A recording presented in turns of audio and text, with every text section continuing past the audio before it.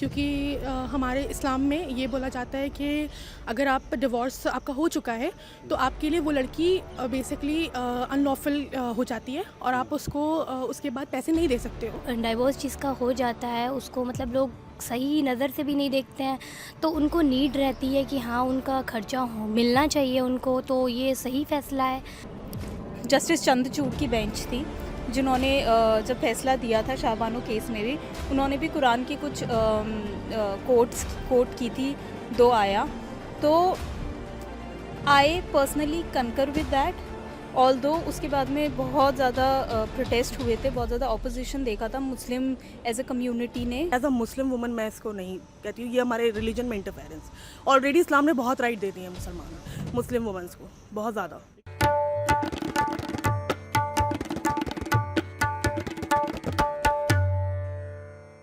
Shah Bano case आप सबको तो याद ही होगा, जिसके बाद पूरे देश भर में राजनीति शुरू हो गई थी। एक बार फिर से सुप्रीम कोर्ट ने कल ऐतिहासिक फैसला दिया है और जिसमें ये कहा गया है कि अगर कोई पुरुष मुस्लिम अगर अपने पत्नी को तलाक देता है तो उन्हें हर महीने भरण पोषण के लिए गुजारा भत्ता देना होगा, जो कि पहले नहीं था। इस वक्त हम देश के जाने माने यूनिवर्सिटी जामिया मिलिया इस्लामिया में मौजूद है और यहाँ की जो छात्राएँ हैं उनसे जानने की कोशिश करें कि उनकी क्या राय है। कुछ लोग इस फैसले का विरोध कर रहे हैं तो वहीं कुछ लोग इसका समर्थन भी कर रहे हैं। तो यही हम जानने के लिए इस वक्त हम जामिया मिलिया पहुँचे हैं और आइए हम चलते हैं छात्रों से ही जानने की कोशिश करते हैं कि उनके मन में इस फैसलों को लेकर क्या है, वो इस पर क्या सोचती है। आपका नाम क्या है? सिद्रा। सिद्रा, आप कहाँ से हैं? मैं दिल्ली से हूँ। अच्छा, आप दिल्ली से ही है।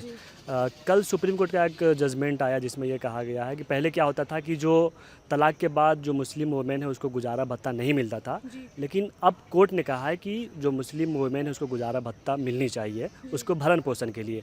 तो आप क्या सोचती हैं इस फैसले पर? मेरे हिसाब से ये गलत है क्योंकि हमारे इस्लाम में ये बोला जाता है कि अगर आप डिवोर्स आपका हो चुका है तो आपके लिए वो लड़की बेसिकली अनलॉफुल हो जाती है और आप उसको उसके बाद पैसे नहीं दे सकते हो।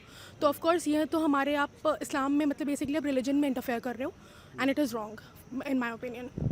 तो ये आपको लगता है कि ये इस्लाम में दखल है, ये आप इसको नहीं सही मानते, ये फैसला सही नहीं है? बिल्कुल नहीं, बिकॉज़ हर किसी को अपना right of freedom of religion दिया गया है एंड उसके अकॉर्डिंग ही जो है ये चीज़ जो है मतलब in my opinion this is very wrong कि हम आप अब सुप्रीम कोर्ट अब हमारे रिलीजन में भी इंटरफेयर कर रहा है। So I think it's very much wrong. लेकिन सुप्रीम कोर्ट ने कहा है कि ये मुस्लिम वुमेन को एम्पावर करेगा, उसको समानता के लिए, जैसे हर धर्म में है कि अगर आप तलाक देते तो उसको गुजारा भत्ता देना पड़ता, अगर आप डाइवोर्स लेते तो मुस्लिम वुमेन को नहीं मिलता था तो वो दर दर की ठोकरें खाती थी, लेकिन अब जब मिलेगा तो उसको कुछ मदद मिल जाएगी, उनका एम्पावर होगा, उनके बच्चे पढ़ पाएंगे।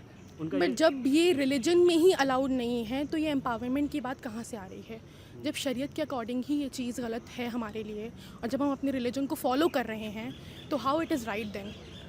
मतलब अगर आप ऐसे देख रहे हो कि हम डेमोक्रेसी हमारे पास है और हम उसके अकॉर्डिंग ये फ़ैसला दे रहे हैं, तब मतलब अगर आपको ऐसे फॉलो करना है तब ठीक है, लेकिन अगर आप अपने रिलीजन को मान रहे हो, if you are following your religion, तो फिर तो ये मतलब आप गलत एक मतलब रिलीजन वाइज देखा जाए तो इट इज़ रॉन्ग। और अगर आपको ऐसे देखना है तो लोग बहुत कुछ फॉलो कर रहे हैं। सीधा मैं आपसे एक ये सवाल जानना चाहूँगा कि जैसे मान लीजिए कोई लड़की है, गाँव में रहती है, ठीक है, उनकी शादी हुई, 4-5 साल शादी चला, उनके बच्चे भी हो गए, कुछ साल बाद उसके पति ने उसको छोड़ दिया, तो ऐसे हालात में वो महिला क्या करेगी, कहाँ जाएगी, उसके गुजारा भत्ता कहाँ से होंगे? क्या अगर उनके पेरेंट्स नहीं है तो फिर उसको कौन सपोर्ट करेगा अगर उसको गुजारा भत्ता उसका पति नहीं देता है? रैदर देन कि आप किसी लड़की को कॉम्पनसेशन दें उसके मैरिज के बाद, और ये जो भी फैसला आया है सुप्रीम कोर्ट का, दैट आई डोंट नो, मैंने उसके बारे में पढ़ा नहीं है, लेकिन पहली बात तो कि आप लड़कियों को इतनी एजुकेशन दें, आप लड़कियों के लिए एजुकेशन फैसिलिटीज़ बढ़ाएं, रैदर देन ये कि आप लड़के पे इम्पोज कर रहे हैं कि वो मतलब लड़कियों को बाद में पैसे दें। मेरा मानना ये है कि आप लड़कियों को पहले आप इतनी एजुकेशन फैसिलिटीज़ दें और फिर उनको इतने इस हद तक पढ़ाएं। पहले पता गांव में एजुकेशन है नहीं, इस वजह से ये फ़ैसला जो है शायद उनके हक़ में उनको सही लग रहा होगा। तो यही है। आपसे आखिरी सवाल, आप अपने आप को देखिए कि मान लीजिए आपकी शादी होती है, कुछ साल बाद आपके पति तलाक दे देते हैं, फिर आप क्या करेंगे वैसे हालात में? देखिए, अगर मैं अपनी बात करूं तो मेरे लिए वो बात अलग हो जाएगी, क्योंकि अगर मैं अपनी बात करूं तो मैं पढ़ रही हूं और मैं कुछ ना कुछ तो कर इमेजिन, क्योंकि बहुत सारे केसेस ऐसे होते हैं, हज़ारों केसेस होते होंगे इस तरह के। इसीलिए एजुकेशन इज़ वेरी इंपॉर्टेंट। मैं इसलिए एजुकेशन को ज़्यादा प्रेफर दूंगी rather than मैं किसी लड़के पे इम्पोज करूं। वो कितनी, अगर वो दूसरी शादी करेगा तो क्या वो अपनी पहली वाइफ को, ऐसा तो पता नहीं कितने डिवोर्स होते रहेंगे उसके, तो वो क्या सबको पैसे देता रहेगा? तो मेरे ख्याल में ये गलत है। बहुत शुक्रिया सिद्धराम से बात करने के लिए। आपसे जानना चाहेंगे आपका नाम? सानिया, सानिया, आप कहाँ से? दिल्ली से। आप भी दिल्ली से ही हैं। आप इस फैसले पे क्या कहेंगे जिस पे सुप्रीम कोर्ट ने कहा है कि अगर कोई पुरुष, जो मुस्लिम पुरुष है, अगर अपने पत्नी को तलाक देता है तो उसको हर महीने कंपनसेशन अब देना पड़ेगा, अगर आप नहीं देंगे तो आप जेल भी जा सकते हो। एज अ मुस्लिम वुमन मैं ये सोचती हूँ कि ये, पहली बात तो ये इस्लाम में इंटरफेरेंस है कि आप किसी के रिलीजन को, आप अपनी बात इम्पोज कर रहे हो किसी रिलीजन में। बट एज अ जनरल देखा जाए तो मेरे हिसाब से ये ठीक है। एज अ जनरली अगर देखा जाए इस चीज़ को कि अगर कोई लड़का, क्योंकि हमारे धर्म में ये है कि आप बच्चों को कंपनसेशन दे सकते हो। हमारे धर्म में ये है कि बच्चे को फीड कराना ही है फादर को। अब वुमेन उससे आपका लेना देना नहीं है, लेकिन बच्चों को तो कराना ही कराना है। लेकिन अगर ऐसे जनरली देखा जाए बाकी धर्मों, क्योंकि हमारा धर्म बहुत ज़्यादा लिबर्टी देता है वुमेन को, बहुत ज़्यादा राइट्स दे रखे हैं वुमेन को, लेकिन बाकी रिलीजन ने इतने राइट, काफ़ी कंजस्टेड राइट्स हैं वुमेन्स के लिए, तो उस बाकी धर्मों के लिए आई थिंक ये फैसला ठीक है। बाकी एज अ मुस्लिम वुमन मैं इसको नहीं कहती हूँ, ये हमारे रिलीजन में इंटरफेरेंस। ऑलरेडी इस्लाम ने बहुत राइट दे दी है मुस्लिम वुमेन्स को, बहुत ज़्यादा। लेकिन जो अदर लोग हैं वो ये कह रहे हैं कि इस्लाम में इंटरफेरेंस तो है ही नहीं, वो तो मुस्लिम महिलाओं को एम्पावर करेगा। अगर उसको पैसे मिल रहे हैं तो उनके बच्चे पढ़ेंगे, उनके वो बच्चे तो वैसे भी पढ़ेंगे ना। बच्चों को तो देना ही देना है, फादर को देना ही देना है बच्चों को। आप वुमेन उनके लिए वो हो जाती है, हराम हो जाती है, बच्चे थोड़े हराम हो जाते हैं, बच्चों को तो देना ही देना है। अब रही बात वुमेन को देने की, तो मैं कहूँगी मुस्लिम पेरेंट्स को कि वो अपने लड़कियों को इतना एजुकेशन दें कि वो एम्पावरमेंट, किसी चीज़ की ज़रूरत ही ना पड़े उनको, कि एक मर्द उनको वो करे, सपोर्ट करे। Every women should be independent, like कि उनको होना चाहिए इतना इंडिपेंडेंट कि वो खुद को, अपने बच्चों को, अपने खुद को वो फीड करा सकते हैं। अभी सानिया, मैं जब रास्ते में आ रहा था तो मुझे एक हिंदू भाई मिले, तो इसी केस पे बात चल रही थी। तो उन्होंने मुझे ये कहा कि ये तो बहुत अच्छा फ़ैसला है, पहले मुसलमान लोग 3-3 4-4 शादी कर लेते थे, अब एक ही शादी करेंगे क्योंकि अब उसको 3-4 पत्नी को कंपनसेशन देना पड़ेगा। तो इसको आप कैसे देख रही हैं? पहली बात तो क्योंकि बहुत सारे लोग धर्म पढ़ते नहीं हैं। हिंदू लोग, मतलब हिंदू हो या मुसलमान हो, अगर अपने धर्म को हम ठीक से नहीं पढ़ेंगे, कहाँ लिखा है ऐसा कि एक मुस्लिम मर्द को 4 शादी करनी चाहिए? अगर वो एक ही को ढंग से फीड नहीं करा पा रहा है तो वो 3 को क्या फीड कराएगा? आप ये खुद सोचिए ना, एक ही को अच्छे से हमें फीड कराना है। ये चीज़ ही गलत है कि 4 शादी करके बैठ गए, उस बच्चे को छोड़ दिया, उस बच्चे को छोड़ दिया। ये चीज़ ही गलत है कि आप शादी करो लेकिन चारों को इक्वली ट्रीट करो। अगर आप कर सकते हो, इतने पावर में हो, इतना आपके पास है, इतने पैसे हैं कि आप सबको फीड इक्वली कर सकते हो, तो करो, 4 शादी करो, जितनी करनी उतनी करो। तो आपको लगता है कि ये फैसला सही नहीं है, सुप्रीम कोर्ट को इस पर विचार करनी एज चाहिए? अ मुस्लिम मैं इस फैसले को सही नहीं मानती हूँ, एज अ मुस्लिम। हाँ, बाकी जनरल वे में अगर देखा जाए तो इट्स ओके। अगर बाकी धर्म को अगर लगता है कि नहीं ये हमारे वुमेन्स के हक़ में बेहतर है, तो इट्स ओके, वो उनकी चॉइस है। आपका नाम क्या है? मेरा नाम सिमरन है। सिमरन, आप कहाँ से हैं? मैं दिल्ली से ही हूँ। सब दिल्ली से ही है। सिमरन, अभी सुप्रीम कोर्ट का फैसला आया जिसमें यह कहा गया है कि अगर कोई मुस्लिम पुरुष अपने पत्नी को तलाक देता है तो उन्हें अब गुजारा भत्ता देना पड़ेगा, जो पहले नहीं था। इस फैसले को आप किस तरह से देख रही है? क्योंकि कुछ लोग इसका विरोध कर रहे हैं तो वहीं कुछ लोग इसका समर्थन भी कर रहे हैं, आपको क्या लगता है? मुझे लगता है ये फ़ैसला ठीक है, क्योंकि हर लेडीज़ को ज़रूरत का सामान या फिर ज़रूरत के लिए पैसों की नीड होती ही है। उनके ज़रूरी नहीं है कि सबके मायके वाले अच्छे ही होते हैं, उनके पेरेंट्स अच्छे ही होते हैं, उनको सपोर्ट करेंगे, ऐसा नहीं होता है। बहुत केसेस में देखा जाए डिवोर्स जिसका हो जाता है उसको मतलब लोग सही नज़र से भी नहीं देखते हैं, तो उनको नीड रहती है कि हाँ उनका खर्चा मिलना चाहिए उनको, तो ये सही फ़ैसला है। लेकिन इसका अगर मैं वो इम्पैक्ट देखूं, नेगेटिव इम्पैक्ट देखूं, तो ये चीज़ है कि बहुत सारे लोग इसको मतलब शादी करते हैं और फिर डाइवोर्स ले लेते हैं और फिर पैसा लेते हैं, मतलब जो भत्ता मिलता है उसका गलत तरीके से यूज़ करते हैं। तो आप ये कहना चाह रहे हैं कि कुछ महिलाएं इसका निगेटिव यूज कर सकती है? जैसे अगर वो शादी कर लेगी, फिर वो कहेगी नहीं मुझे तलाक दो, फिर तलाक के बाद मुझे गुजारा भत्ता भी चाहिए, तो ये आप ये बात कहना चाह रही हैं? जी, कुछ नेगेटिव इम्पैक्ट होता है कुछ लेडीज़ में, सबको नहीं बोल रही हूँ मैं ये चीज़, लेकिन होता है। मेंटेलिटी सबकी सेम नहीं होती है, हर इंसान अपने तरीके से अपने फ़ायदे के लिए ही सोचता है आजकल। जैसे आजकल चल रहा है ना, बहुत जल्दी ही लोगों में नहीं अंडरस्टैंडिंग होती है, है, बहुत जल्दी डाइवोर्स होते हैं, बहुत जल्दी शादी भी लोग जल्दी करते हैं, डाइवोर्स भी जल्दी करते हैं, सिर्फ यही चल रहा है आजकल। कोई मतलब एक होता है ना स्ट्रॉन्ग रिलेशनशिप, वैसा कुछ नहीं दिखता आजकल। सिमरन, अभी मैं कुछ देर पहले भी कुछ छात्राएं से बात कर रहा था, तो जी जी। उन कुछ लोगों का ये कहना है कि नहीं, ये फ़ैसला गलत है क्योंकि ये हमारे इस्लाम में दखल है, ये फ़ैसला सही नहीं है, उसको वो नहीं मान रही है। आपको क्या लगता है इस पर? अकॉर्डिंग टू इस्लाम, पहली तो चीज़ कि दो लोगों में अगर शादी की है तो निभाने की कोशिश करनी चाहिए। अगर आप में अंडरस्टैंडिंग नहीं हो रही है तो बहुत सारे लोग डाइवोर्स ले लेते हैं, कुछ लोग चलाने की कोशिश करते हैं कि हाँ चलती रहे शादी तो ज़्यादा अच्छा है, लेकिन नहीं होता है, ऐसी अंडरस्टैंडिंग नहीं क्रिएट होती है तो फिर इंसान डाइवोर्स ले सकता है, उनकी मर्ज़ी है। बाकी इस्लाम के अकॉर्डिंग अगर कुछ लोग ये नहीं सही समझ रहे तो उनका अपना पॉइंट ऑफ व्यू है, सबका अपना अपना सोचने का एक ढंग होता है, तरीका होता है, तो वो उस ढंग से देख रहे हैं। चलिए, तो आपने सिमरन को सुना, सिमरन कह रही है कि सबका अपना अपना सोचने का तरीका है। ये हालांकि इस फैसले का समर्थन करती है, और भी कुछ छात्राएं हैं, उनसे चलते और बात करते कि वो इस पर क्या सोच रही है। क्या नाम क्या मेरा नाम सबा है। है?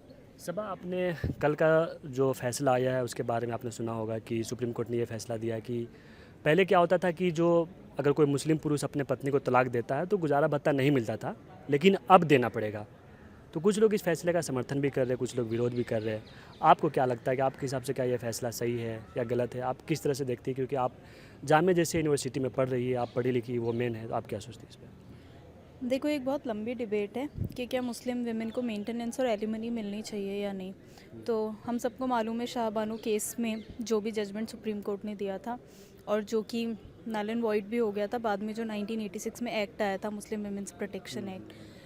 My point is, Shahbano case से पहले भी कुछ जजमेंट आए, शाहबानो केस के बाद में भी कुछ जजमेंट आए, विच इंक्लूड्स येस्टरडेज जजमेंट, जो कि there was this man from Telangana who filed a petition in Supreme Court. So through all these judgments, I think court का stance बहुत clear रहा है कि Muslim women as a category they should come under CRPC, and I also believe that कि amongst all the other women, Muslim women should also be included CRPC की provision के under, and yes, provision 125 part B. So whereas जो act है उसमें उन्होंने कर दिया था कि जो मेंटेनेंस है वो इद्दत पीरियड तक ही मिलना चाहिए। सो ये जो कॉन्ट्रडिक्शन है between CRPC and the Muslim women's protection act, I personally am in the favour of the judgement जो कल आया है। एंड मुझे लगता है इससे बिकॉज वी नो दैट कि जब हम when we talk about Muslim women, जो उनका इशू है वो बहुत सिंगल लेयर्ड नहीं है। There are so many intersectionality, because there are polygamies, there still are the issues of verbal talaq. So keeping all these things in mind, अगर हम सारी चीज़ें अच्छे से, if these things are able to be executed, then we can still understand के how Muslim women's case has been taken or treated. लेकिन मुस्लिम personal law भी coded नहीं है। एंड बहुत सारे ऐसे जजमेंट्स हैं जो on the basis of convention, all India Muslim personal law board ने जो भी कन्वेंशन सेट किए हैं उसके थ्रू पे जज होते हैं, उनके बेसिस पे जज होते हैं। So I think either Muslim personal law code करो so that we know the things better. Otherwise, I personally support that Muslim women as a category should be treated under CRPC 125. लेकिन बहुत सारे लोग ये कह रहे हैं कि ये इस्लाम में दखल है, कि इस्लाम में इस तरह कोई कॉन्सेप्ट नहीं है, तो सुप्रीम कोर्ट क्यों इसको कंसीडर कर रहा है, क्यों लेकर आ रहा है इसे? ओके, सो जस्टिस चंद्रचूड़ की बेंच थी जिन्होंने जब फैसला दिया था शाहबानो केस में भी, उन्होंने भी कुरान की कुछ कोट की थी 2 आया। तो आई पर्सनली कंकर विद दैट, ऑल्दो उसके बाद में बहुत ज़्यादा प्रोटेस्ट हुए थे, बहुत ज़्यादा ऑपोजिशन देखा था मुस्लिम एज अ कम्युनिटी ने, कि मुस्लिम एज अ कम्युनिटी के थ्रू बहुत ज़्यादा सुप्रीम कोर्ट के वर्डिक्ट ने ऑपोजिशन देखा था कि they should not really interpret Quran ayat. But I personally कंकर कि ऐसा कुछ नहीं है, ये फैसला ना ही मुस्लिम कम्युनिटी के अगेंस्ट है और ना ही मुस्लिम रिलीजियस टेक्स्ट के अगेंस्ट है। I think Muslim there are few आया, I am not an expert on that so I can't quote them, but उसमें भी है कि even during iddat and beyond iddat women should be protected after her divorce. So I don't think it's an attack on the community और on the text. अच्छा, आप ये बताइए, आपको लगता है कि इस फैसले के बाद इसके कुछ निगेटिव इम्पैक्ट भी होंगे? जैसे कि कुछ जो गर्ल्स है वो ये कह रही थी कि बहुत सारे ऐसी गर्ल्स होंगे वो क्या करेंगे कि शादी कर लेंगे, फिर बोलेंगे नहीं मुझे तलाक चाहिए, फिर तलाक के बाद मुझे इतने मेंटेनेंस चाहिए। जैसे आपने अभी हार्दिक पांड्या और नताशा का केस देखा, जो उनकी वाइफ है, तो क्या लगता है कि इस तरह के भी केसेज हो सकते हैं? देखो, I am not really sure about Hardik Pandya और नताशा वाला case, so I can't really comment on that, ना ही मैं वो एग्जांपल ले नहीं, मैंने सकती हूँ। आपको एज ए उदाहरण दिया कि इस तरह के केसेस हुए, तो हो सकता है कुछ इस तरह के निगेटिव भी इम्पैक्ट पड़े, कुछ महिला इस तरह के भी करने लगे, तो आपको क्या लगता है कि इस तरह के निगेटिव इम्पैक्ट हो सकते हैं? आई एम नॉट रियली श्योर कि नेगेटिव इम्पैक्ट किस किस तरह से हो सकते हैं, because you are entitled to this right given whatever your circumstances are.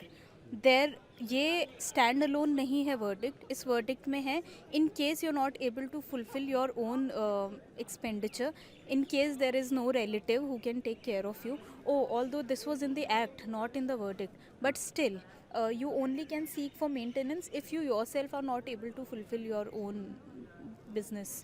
So I don't think, but I don't know. I mean, I just can't really think of these loopholes and just denounce what I support or what I feel is right. So. बहुत शुक्रिया सब हमसे बात करने के लिए। तो अभी आपने देखा कि हमने बहुत सारी जो जामिया मिल्लत इस्लामिया की छात्रा है उनसे बात करने की कोशिश की, सब ने अपनी अपनी राय रखी। आपको क्या लगता है, आप इस फैसले के बारे में क्या सोचते हैं? आप अपनी राय कमेंट बॉक्स में ज़रूर बताइएगा। वीडियो जर्नलिस्ट अजहर के साथ जामिया मिल्लत इस्लामिया से द रेड माइक के लिए शायान असगर।